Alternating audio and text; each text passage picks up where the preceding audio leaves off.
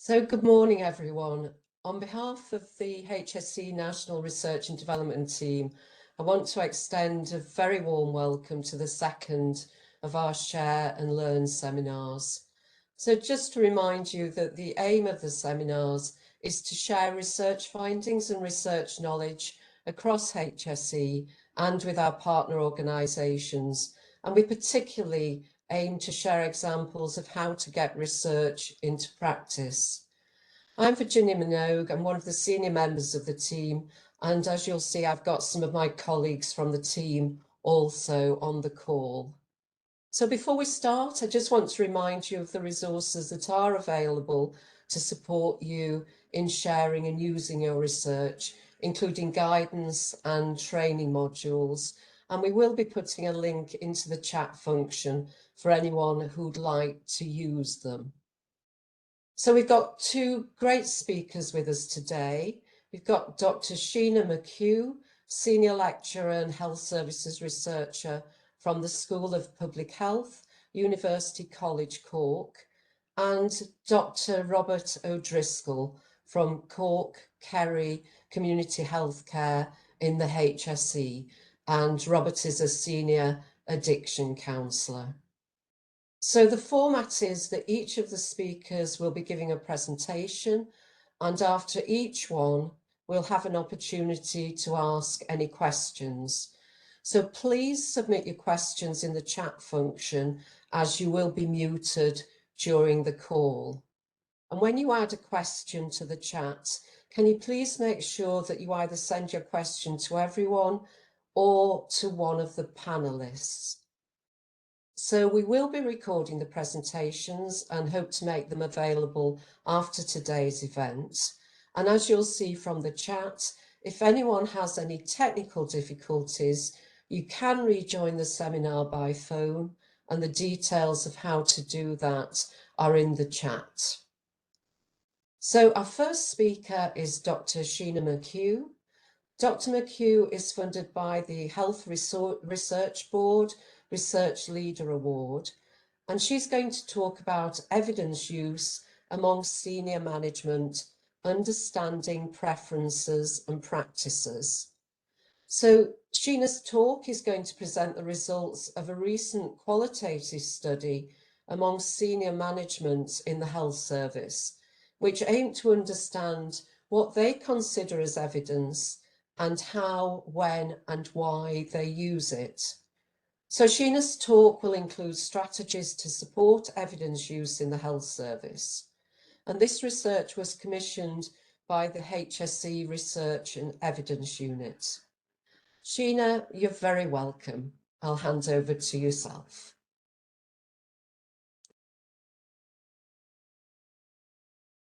Thank you, Virginia. And just share my screen. So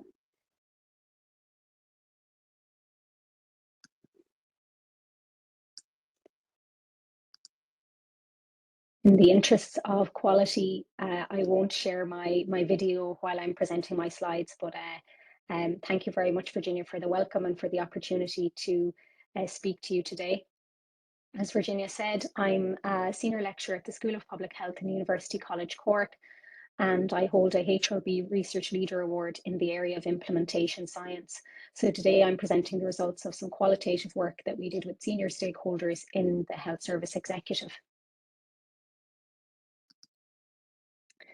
Before I begin presenting the work, I want to acknowledge that I'm presenting today on behalf of Dr. Susan Calnan, who's a researcher at the School of Public Health. Susan was the lead researcher on this project, leading the recruitment of participants, the conduct of interviews, and the analysis of data. And I want to acknowledge her excellent work on this project. The project was commissioned by HSE Research and Development, the Research and Evidence Unit, as part of their objective to make knowledge work for health. And just to flag that this presentation is for educational purposes, and we do intend to submit the results for peer review for journal publication. So despite its ubiquitous use, the term evidence is often poorly understood or assumed to refer solely to research or to evidence that's produced by academics. But research evidence alone is unlikely to dictate the direction of policy and practice, as many of you listening will know. Although it plays an important influencing role, it does so alongside other forms of knowledge. And we know from other studies that people making decisions in the health service rely on different sources of evidence to make those decisions. For example, a survey carried out in 2017 in the UK among public health policymakers found that they used a much greater range of evidence and information than is often indicated in the literature. Local data were by far the most used and most valued type of information, followed by practice guidelines. And local data included things like surveillance data, service provision data, models of patient flow, and health and social care records. So with this in mind, in this study, we adopted a broader definition of evidence to include knowledge from a variety of sources that have been subjected to testing and, most importantly, was considered and found to be credible.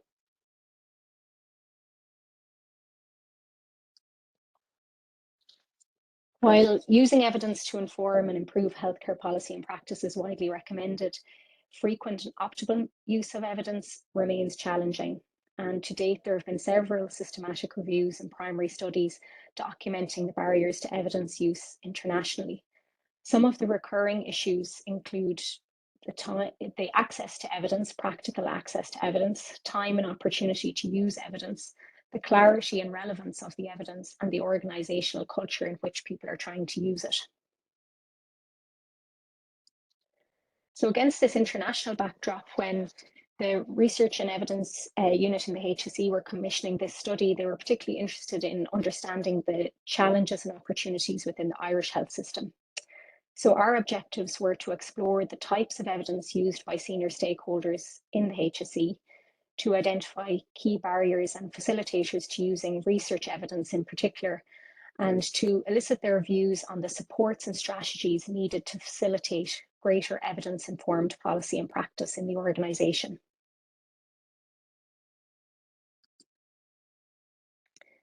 We carried out a qualitative study using semi-structured interviews that were carried out online or over the phone, as data collection occurred in August 2021 to January 2022, coinciding with both the COVID pandemic and the lasting effects of the cyber attack in the HSE. We used a purpose of sampling approach, and recruitment was facilitated by our gatekeepers and collaborators in the Research and Evidence Unit. We selected senior stakeholders on the basis of two different criteria. The first was division within the organisation. We wanted to involve those who are central in making decisions related to strategy, planning, development, and the delivery of health services. So this encompassed stakeholders in the HSE's healthcare strategy, clinical and operations division, as defined at the time in the organisational structure. And we selected these divisions, as I said, with guidance from our collaborators in the Research and Evidence Unit, as these divisions were deemed to be particularly important to inform the quality and delivery of healthcare services and workforce planning. In terms of grade, in this study, we focused on national level senior management, so those at the level of national director, assistant national director, senior manager, and clinical lead, as they were considered to have an influential role in guiding decision making within their respective divisions. The data were analysed using thematic analysis. And overall, we had 17 participants take part and a 35% response rate to the initial invitation. So in the interest of time today, I want to present to you a selection of results from our study, and a fuller report will be available through the HSE website. I've chosen to present two factors relating to research consumers and then two factors relating to research producers, as well as participants' recommendations on ways to improve the use of evidence in decision making in the organisation, to try and finish on some practical suggestions. Starting off with the types of evidence used by participants in their work, they described using a range of evidence types, from research evidence such as trials, surveys, and qualitative studies to more local information, including audit, inpatient and case mix data, clinical expertise, and clinical guidelines. Research evidence was considered particularly useful when trying to inform decisions around the improvement of services, practice change, planning for services, or workforce planning and evaluation. While participants considered research evidence to be at the top of the hierarchy because of its transparency and robustness, they indicated that they typically use a mix of evidence types depending on the particular issue or question that they're dealing with, and they considered value to come from a combination of multiple sources and types of evidence, be it at local, regional, or international level. So as one participant commented, it really depends on the business case you want to develop. The business case will inform the type of data you want to gather, and the quality of data will determine the business case. Another participant commented, everything is useful: raw data, audit information, clinical knowledge from evidence-based reviews, trials, expert opinions. It's really the full range and a combination of local, regional, national, international evidence. At the individual level, participants were largely positive about the value and role of research in their work and in their decision making. Research was considered to be necessary and critical to the health services development, and a key requirement for them within their own roles when arguing for change. This was balanced. These perceptions about the value of research were balanced with the demands of their roles, which saw little time to engage in research and to stay up to date with the volume of evidence that's generated, as well as the pressure of competing demands within the health service.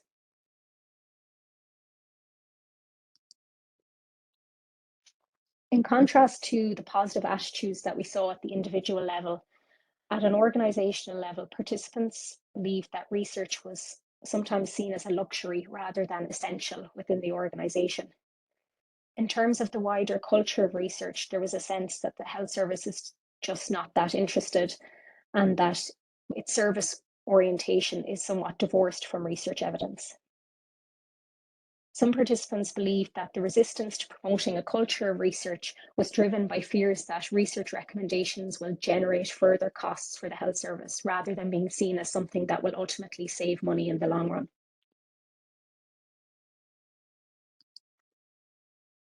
Moving on to factors related to research production, one of the main barriers and concerns for stakeholders in this study was that research is not aligned to strategic priorities within the health service. A number of participants argued that some research that's commissioned is driven more so by individual interests rather than the needs of the organisation, and therefore the findings are not as relevant or useful. There were also concerns around the depth and quality of some research that's produced, with participants commenting that reports may be glossy and attractive, but sometimes the results and the research is quite superficial. The other main concern around the production of research, unsurprisingly, is related to the time lag, both in terms of the time it takes to produce research and the needs within the organisation to address priorities, and then the implementation gap between when recommendations and findings are generated and when they are actually applied in practice. And the implementation gap was, according to one participant, consistently cited among colleagues as the most frustrating aspect of what we do at senior management level. Moving from some of the challenges to using evidence to inform decisions in the health service, participants had a number of recommendations at different levels to improve the use of evidence. The first recommendation was to develop a strategic research vision for the organisation to help foster a greater culture of research, but also to build that stronger connection between research and the priorities within the health service. As one participant commented, I really think we should have a research strategy that's up there, that's very clear. So if you're to be publicly funded to do research, this is what we want you to focus your research on. The second recommendation aligned with that was to connect researchers and their research to health service priorities, to link research to improving the service that we're trying to deliver. There were a number of suggestions of how to go about this. One suggestion was to embed research projects and researchers in healthcare delivery settings. And this is an approach that has been used in other countries such as the US and Australia. Another suggestion was enhancing the role of health service stakeholders in guiding research questions from the outset. And one way, I suppose, a related way of doing this was to create or formalize links with universities. Some stakeholders within their divisions had very strong connections to universities, and this was seen as a major facilitator of evidence use in practice and policy. As one participant commented, we're really engaging the universities. We meet regularly to discuss our strategic direction and priorities, where they may be able to support what we're developing, but also how we can support them. So it was very much a partnership approach. The third recommendation was to enhance the availability and visibility of research supports that exist within the HSE. Of note, where participants had access to resources such as public health expertise or the HSE library, they considered these to be key facilitators in using evidence and considered these people to be research interpreters. They recommended that these supports and skills be more widely available within teams. Another suggestion was to create a centralized repository for research to facilitate better access and to avoid duplication. Participants recommended enhancing the visibility of and engagement with existing infrastructure like the Research and Development Unit and the HSE Library. And finally, given the pressures and competing demands and lack of protected time for research, participants saw a role for greater support for study design, research question development and research methods across the organisation.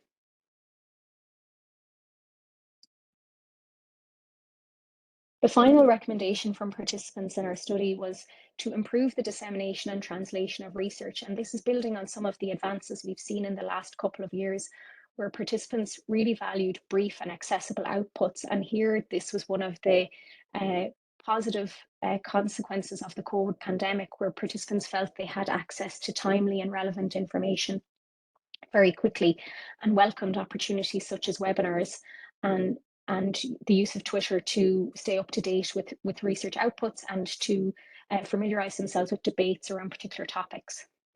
The recommendations for research producers were to make research easier to absorb, both in terms of the format of research and the language that's used. As one participant suggested, translate the evidence from technical or clinical knowledge to a lay interpretation.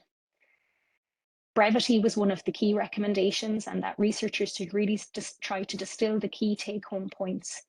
And finally, to highlight the currency of research for the particular decision makers that you're targeting. What's the value and use and application within their division or their setting? So to try and practice what I've been preaching and what I've learned from being involved in this research, I've tried to distill 4 take-home messages for you today. First, we found in this study that senior managers and clinical leaders had a strong appreciation for research and considered it influential in their work. However, we're mindful that the participants that volunteer to be part of this study are more likely to be interested in research, and also to acknowledge that there will be different barriers and enablers for other stakeholders working at different levels in the health system.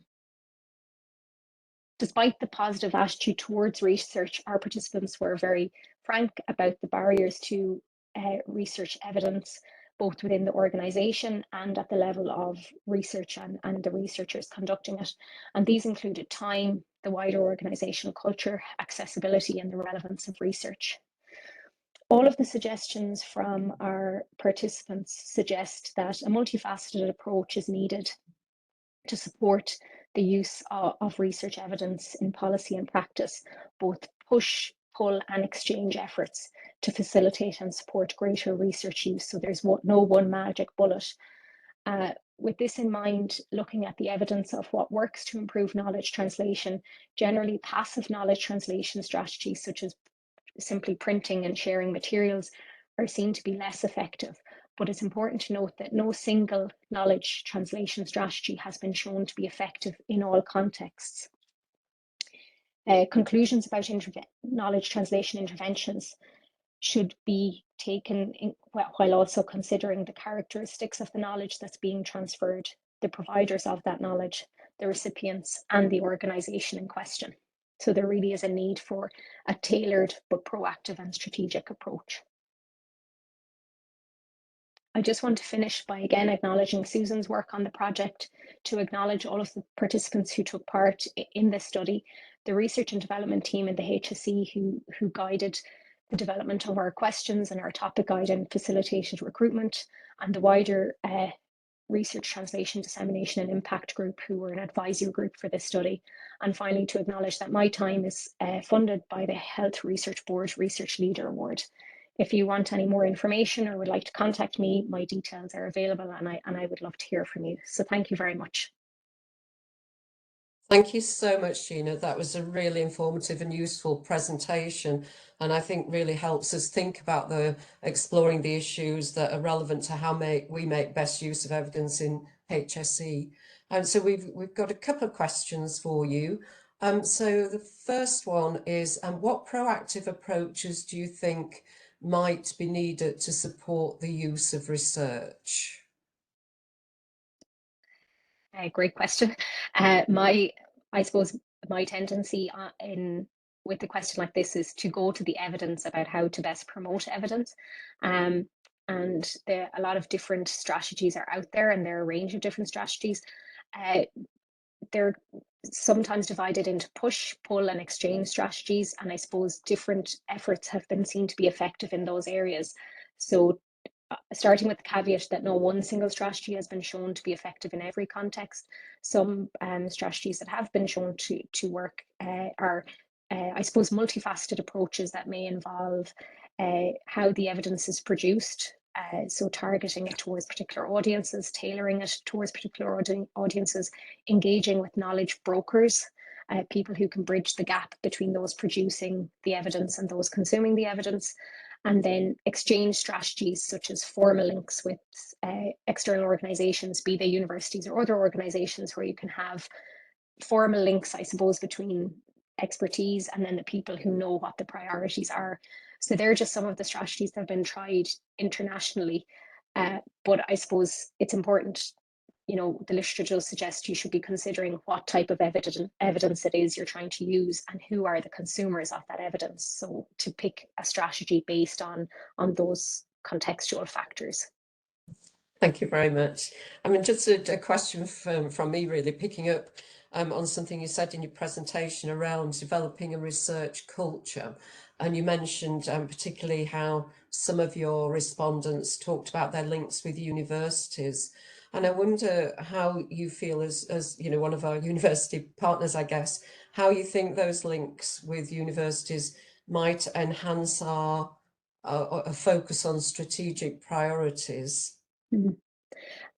I see those links as being mutually beneficial, and you might say, of course I would, but I think it's important for researchers that they are attaching their research to the priorities of the health service, and the best way to do that is through engagement with stakeholders in the health service, from those making decisions at policy level, but also those involved in practice, those who experience the day-to-day challenges of applying evidence in their service. And then I suppose from the other side, I think that, there's access to research skills and expertise and data sources and ways of doing things that I suppose that's what the university brings to the table, as well as, I suppose, expertise in research governance and ethical considerations and data protection, which should underpin all of the research that we do. So I suppose I see it as mutually beneficial, and certainly the participants in the study who had those connections considered it to be very valuable, and it was their way of I suppose protecting and creating space for research within their divisions, was by having those external links. Yeah, thanks very much. Whilst we're waiting for any more questions to come through, if I can just pick up on another issue, which is you talked about, and one of the speakers talked about making research easier to translate. That perhaps picks up a little bit on the first question you had, but that seems to be quite a key thing for people who are time poor, but in need of that knowledge and that evidence. Yeah, definitely. And I think, again, this is where the relationships with stakeholders can be really practically helpful. So, in some of our own studies, even working with the Research and Evidence Unit, I suppose, working with people in the health service to find the language that's commonly used by your research consumers, the people who are going to be reading your documents. There's also a really important role for public and patient involvement here, I think, in making your research understandable and accessible, and you know, making us better communicators and avoiding kind of technical terms and jargon. So I think this is where the, you know, the links with your stakeholders can be really practically beneficial at the end when it comes to disseminating your findings. Yeah, that's brilliant. Thanks very much. So we've got a comment here. Really good to get the perspectives of managers. It would also be essential to obtain data from the professionals working on the ground, as they're typically the ones with the most practice-based and patient-based evidence. Perhaps another project in the future. Yes, I couldn't agree more. We would definitely like to, you know, replicate or continue this work with people at other levels in the health service executive, because I think that's part of, I suppose, developing knowledge translation strategies, that they're going to target different audiences and people will have different needs and preferences. So yeah, plenty of future work to be done there. Yes, yeah, and it would be a good way to triangulate the information as well, wouldn't it, Yes. across the health service. And a couple of comments about the research being accessible afterwards. You mentioned publication and a request for us to be able to make it accessible through the HSE's Learner's system, and the slides being available after the presentation. I think we probably mentioned that at the beginning. Yep. Okay. Well, Right. thanks very much again, Thank you, Sheena. Virginia. That's Okay. been really interesting to hear about that research, and thank you very much. Thank you. Okay, so our second speaker this morning is Dr. Robert O'Driscoll, and Robert's going to be talking to us about the Change Laboratory, integrating evidence-based treatment in HSE addiction services, social work teams, and community-based services. So Robert's going to discuss the lenses that he used to examine a training and implementation of an evidence-based treatment for addiction in HSE Cork, Kerry Community Healthcare Addiction Services. So Robert, you're very welcome. Thank you for the opportunity to come and speak with you all this morning. Thanks to Mary, Virginia and Larissa and the wider HSE research and development team. So I'm going to be talking to you about my doctoral study, which was an analysis of the experiences of addiction counsellors, social work teams and community-based practitioners' efforts at implementing evidence-based treatment in the HSE Cork, Kerry Community Healthcare Addiction Services and wider health and social care setting. So I think many of you will agree that a lot of our national policy and strategy documents kind of emphasize the need to use evidence-based practice and evidence-based treatments in a variety of health and social care settings. I suppose I'm speaking specifically about addiction treatment settings and the associated health and social care systems and services that we work and interact with. So in 2011, there was a number of evidence-based treatments transported from the US and implemented in Ireland, starting originally in Dublin and then coming to Cork and Kerry in 2011. So those evidence-based treatments were the community reinforcement approach and a number of derivative programs called the adolescent community reinforcement approach and the community reinforcement approach and family training for family members. These approaches have a significant evidence base in the US, but at the time were relatively new departures for addiction treatment services across Ireland, where there were a number of more traditional embedded practice was 4 years. So in 2011 in Cork, there was 40 practitioners trained. They came from addiction treatment settings. There were addiction counsellors, social workers working with adolescent homeless teams. There was community-based drugs project workers, and there was a number of managers from the task forces and the HSE addiction services also trained up in these new CRA programs.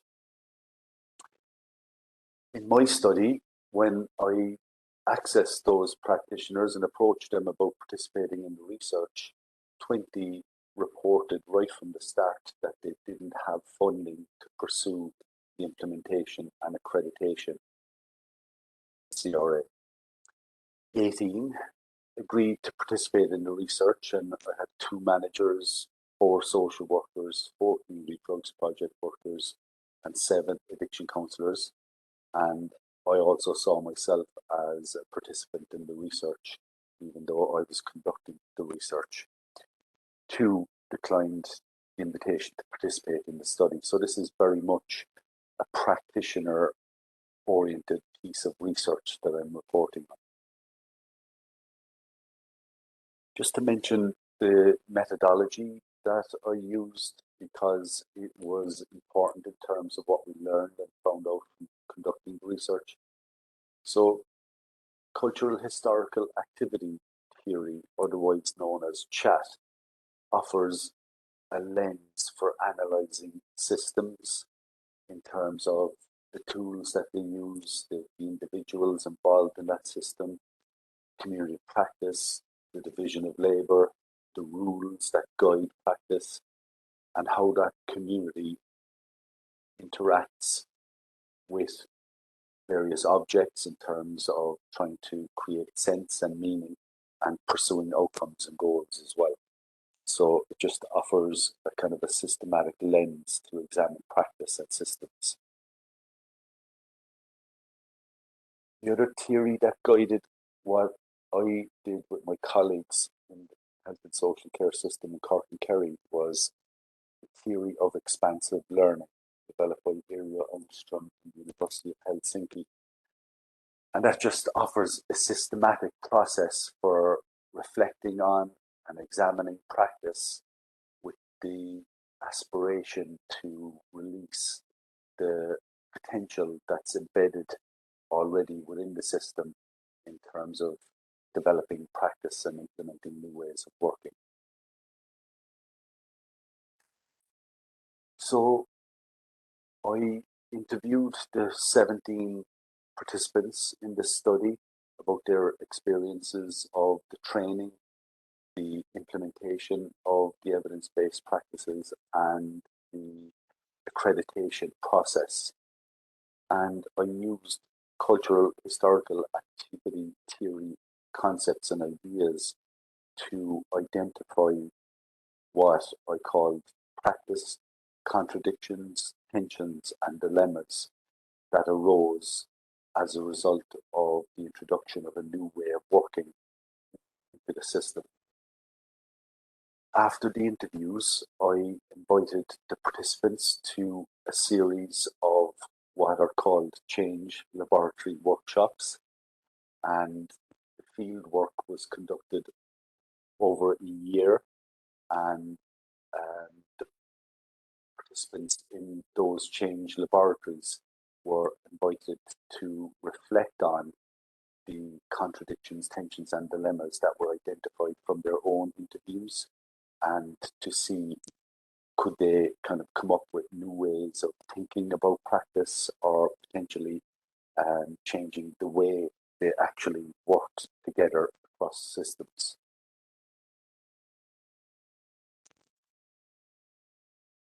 So this is just an example of one of the contradictions that emerged from practice.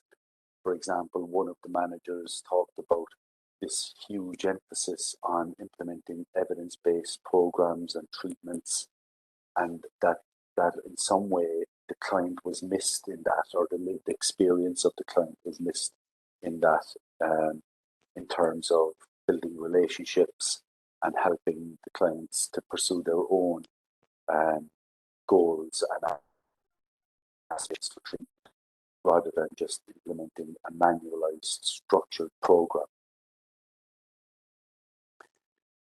This is what a change laboratory actually looked like. So the data from the original interviews was reflected back to the participants in the workshops as mirror data, identifying the problems in practice that they encountered as they tried to implement a new way of working, and then the tools of chat and expansive learning were used to kind of, as I said, systematically reflect on that experience to release the potential for new ways of thinking about it and new ways of working.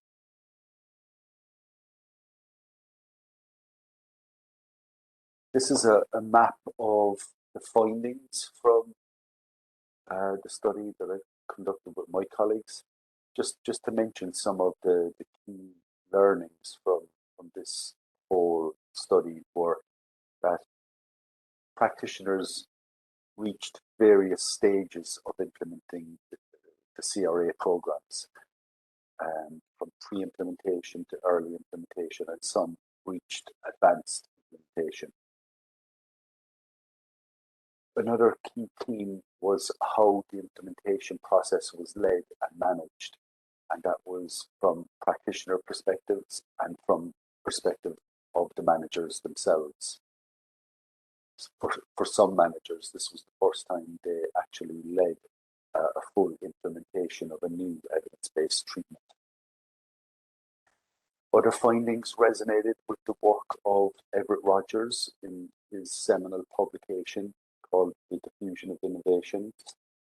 And what the practitioners in this research suggested was this new way of working compatible with existing practices?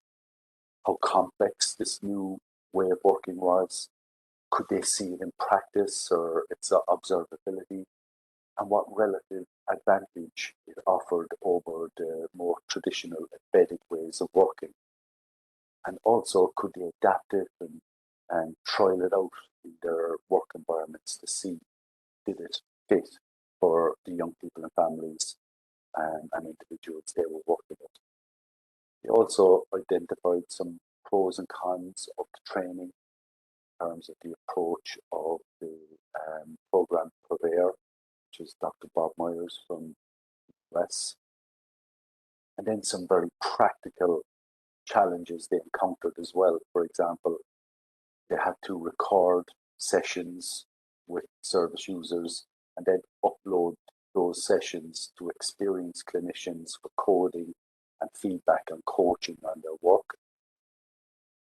And the simple HSE network security protocols, for example, didn't allow that, and that created a huge obstacle to the implementation process. They found it difficult to find suitable clients, staff attitude towards new ways of working, finding the time with competing demands on their existing and available time. Another big challenge for participants in my study was the fact that there was also another change in practice occurring in terms of implementing the rehab framework and the case management protocols across the region at the time. So there was another change in practice occurring. We identified the need for good local supervision rather than online international supervisors, and then how CRA fit with other approaches to counselling and psychotherapy and social care. An interesting obstacle that was encountered was this idea of practitioners suggesting that they were doing it already because they recognized elements of this new way of working and how that resonated with what they were already doing in terms of supporting people with addiction and supporting them through treatment. Some felt that it overlooked their existing skill set and knowledge and expertise. Others felt that it was an Americanized program and that there was a cultural mismatch with the Irish context, if you like. And then others were questioning the need to become accredited and the need for the recording of their sessions, etc. Some even went as far as suggesting it was a waste of money, and that there was poor communication about the training and the implementation process, and so others suggested the need for a refresher training as time progressed. Most of the practitioners, when asked, suggested that they placed a high value on using evidence to inform what they did, and this is just a graph to demonstrate that. This is the various stages that practitioners achieved in terms of implementation. As you can see, most practitioners were at the pre-implementation stage. At that stage, they were still thinking about whether they would use CRA and its derivatives for adolescents and families or not. 3 were at the early implementation stage where they had begun to use it with their clients, and then there was 1 social worker at the advanced implementation stage where he was already implementing it, recording his practice, submitting it for coding, coaching and feedback, and attending online supervision with international supervisors. One of the key findings in this study was that there was an embedded systemic contradiction because of the implementation of this new way of working. For example, there seemed to be a policy and strategy demand for the implementation of evidence-based practice and evidence-based treatments, and that met with what I could identify as, or what you might call as, practitioner agency, where there was also demands for uninterrupted service provision, the reduction of waiting lists, contemporaneous records, care plans, and as I said already then, there was also a change in terms of implementing case management protocols across the region, and that embedded systemic contradiction came to the surface through the interviews and the change laboratory workshops. In fact, change laboratory workshops operated as a proxy for what the participants in this study identified as the need for a community of practice to process those systemic contradictions.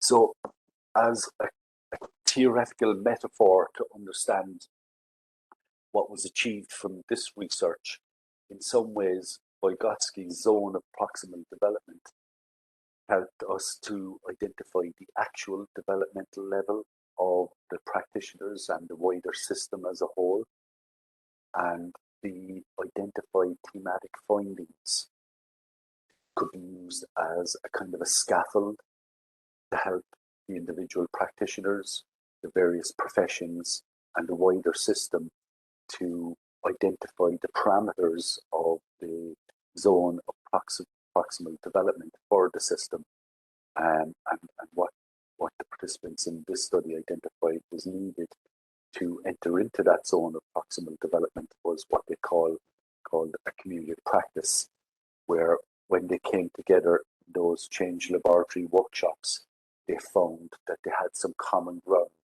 in terms of the outcomes that they aspired to for the individuals they were working for and with, the families they were working with, and the young people that they were working with.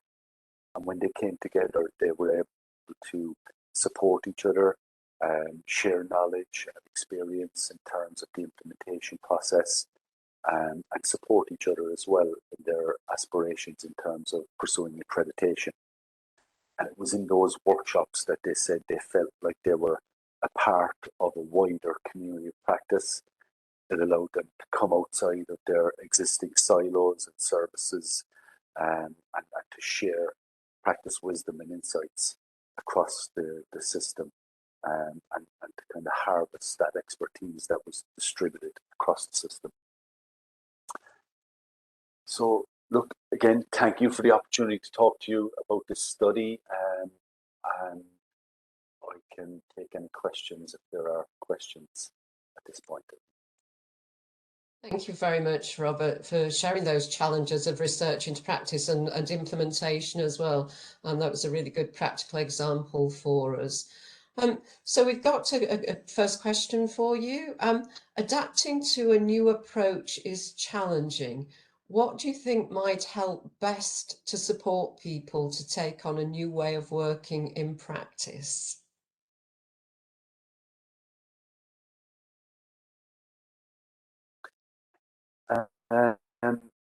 So what the participants in this study clearly told me and shared with each other was that implementing a new way of working, they identified the need to be a part of identifying new ways of working that fit for their clients and service users in terms of policy and management demands for working using these evidence-based approaches, and their practice wisdom and their experience as clinicians and as helpers. So the idea that they offered was to foster and nurture spaces within the infrastructure and architecture of practice for communities of practice to emerge, where they can not only engage with research evidence, but also process it and create meaning and relevance for their practice and support each other through that process within those communities of practice. That's one of the key learnings from this study, I suppose. Just a question for myself. Obviously, you've talked about the challenges of implementation, and I wonder, if you could tell us some more about how you sustain that change after implementation, because we know very often with research it can tail off, the impact can tail off after a while. How have you managed to sustain the change?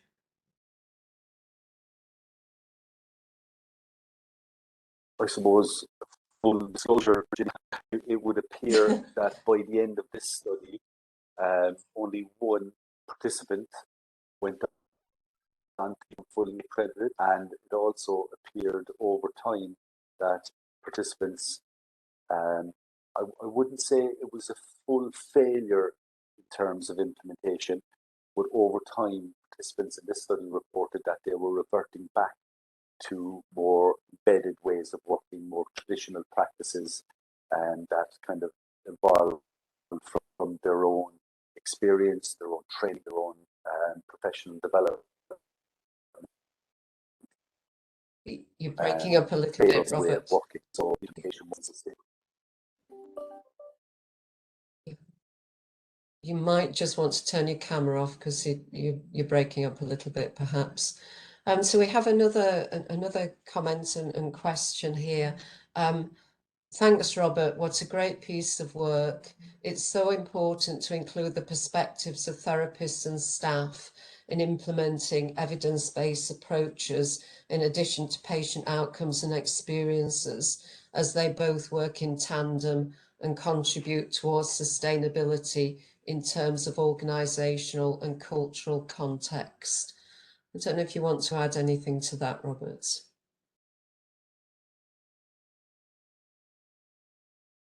Just to pick up on that important point there, Virginia, that like the history and the cultural climate within the organization is a huge factor when evidence-based ways of working are introduced, because in many ways that's what the new way of working meets during the implementation process. So the history and culture is a huge consideration when we try to implement new ways of working. And given what you said about sustaining, is there anything that you would have done differently, do you think, in hindsight?